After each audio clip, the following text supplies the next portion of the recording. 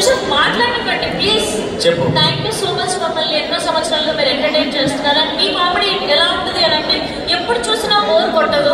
Thank you so much. ఈరోజు అబుదాబికి వచ్చి మా ముందు స్కిట్ పర్ఫామ్ చేయడం అనేది నాకు ఈ జన్మకు చాలా ధన్యంగా అదృష్టంగా అనిపిస్తుంది.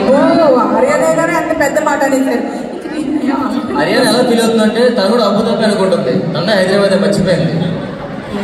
ఇక్కడికి వస్తే ఎవరైనా ఈ బంగారాన్ని చూసి టైం పంపించారు. ఓకే, సరదా కొంచెం నవ్వుకుందాం. అందరూ బోధగా భోజనం చేశారా? తిన్నారు కదా? Okay, relax. కొంచెం సరదాగా 5 minutes నవ్వుకుందాం. నేను అబుదాబికి వచ్చాను. ఊరికే మా ఆవిడ తీసుకొని మళ్ళీ అప్పటింటికి వెళ్దాం సరదాగా.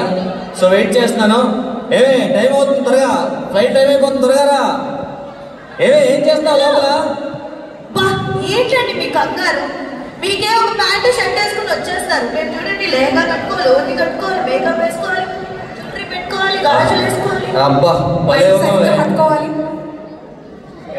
ఎవరేసారు మంచి? ఓ మీరేసారా? అబ్బా భలే అందంగా ఉన్నావే. నిజంగానా? అనుష్కలాగా ఉన్నావు. కాకపోతే పాట వల్ల పుల్లరి పెడుతున్నా ముసలిది. ఆ అనుష్కలాగా ఉన్నావు. ఏదైనా అనుష్క అన్నారుగా అంతే. ఏంటి పక్కన అలా చూస్తున్నాడు? కాదండి, కటింగ్ కుట్టించచ్చు కదా. దేనికి? వాడు తొంగి తొంగి చూస్తున్నాడు. నన్ను చూసాడో చూడపోయాడా? చంపేస్తా. చూస్తే అడే చచ్చిపోతాడులే.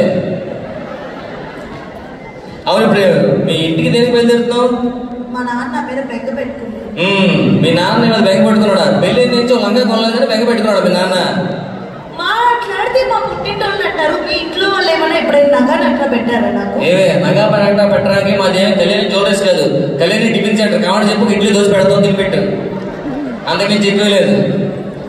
అవును, నిన్న పక్కింటి సరోజతో గొడవ ఏంటి? ఓ పక్కింటి సరోజతో గొడవ ఏమి లేదే. మన ఇంటికి గెస్ట్లు టీ తాగే టైంకి వస్తే ఏమంటాం? టీ తాగుతాం రండి అంటాం. అలాగే భోజనం చేసే టైంకి వస్తే ఏమంటాం? భోజనం చేద్దాం రండి అంటాం. అలాగే పడుకున్న టైంకి వచ్చింది, రెండు కలిసి పడుకుందాం అన్న. కొంచెం ఫీల్ అయింది అంతే. ఏమనుకోద్ది. అయినా ఏదో మిమ్మల్ని ఇంప్రెస్ చేయడం కొంచెం జోకులేస్తాం అంతే.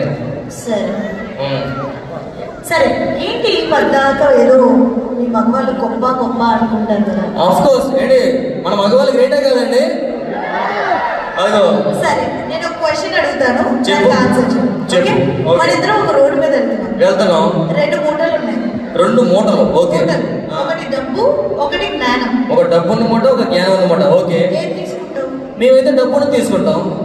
మేము ఆబ్వియస్లీ ఆడవాళ్ళ జ్ఞానం ఉన్న మూట తీసుకుంటాం. అవును, ఎవరికి ఏమైనా అదే తీసుకుంటారు. అంతే కదండి బాయ్స్. అంటే డబ్బులు సీరియస్గా చూస్తుంది. అదేం కాదు. మేము మేడం మీరు వద్దులేండి, మీకు ఎవరికి జ్ఞానం ఉంది.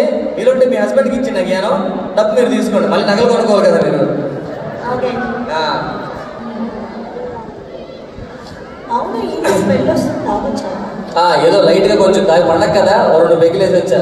మీరు ఇలా తాగి తాగి తాగి ఆ డబ్బులు తగ్గేసే బదులు ఇంకా దుబాయ్ లో మంచి ఫ్లాట్ కొనుక్కోవచ్చు తెలుసా? మీరు వేసుకుని మేకప్ డబ్బులు తాపేస్తే ఏమైనా కొనుక్కోవచ్చు. అయినా మేము మేకప్ ఎందుకు వేసుకుంటాం తెలుసా? ఎందుకు? మీకు అందంగా కనిపించడానికి. మేము ముందు తెలుసా, మీరు మాకు అందంగా కనిపిస్తారని. లేకపోతే మేము తాగం. అవునా కదా?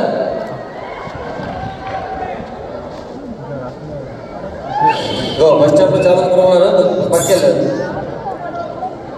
అబ్బా ఎవరండి చొక్క? మీ అక్కరా? ఏంటి మా ఆవిడ గారా? మన ఆవిడ గారు గారు మా ఆవిడ గారు. ఏం పేరు?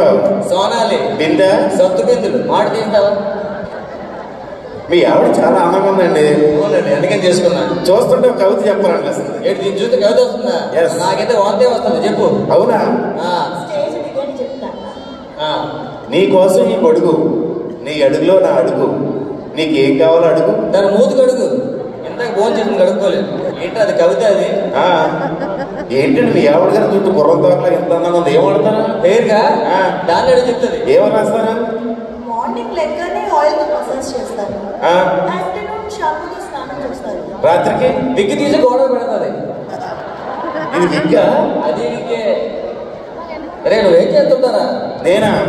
నేనేం చేయనండి, అన్ని మా పనోళ్ళే చేస్తుంటా. అంటే వంట మా పనోళ్ళే, బట్టలు కూడా మా పనోళ్ళే, ఇల్లు తొట్టం మా పనోళ్ళే, కాపురం మా పనోళ్ళే. అనుకున్నాను. నాకు ఇంకా పెళ్లిగా లేదు, పెళ్లి చూపులకి వెళ్తున్నాను సార్. పెళ్లి చూపులకి వెళ్తున్నా కానీ చాలా తెలియదు. ఏది?